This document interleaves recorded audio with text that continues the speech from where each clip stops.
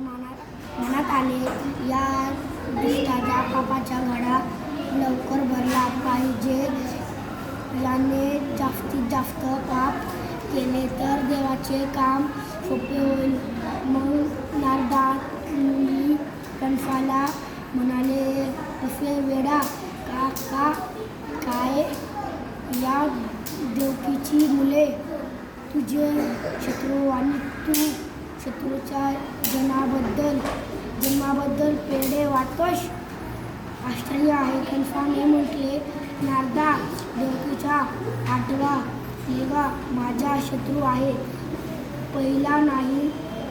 नारदाने म्हटले, अरे असे तू भोळा आहेस.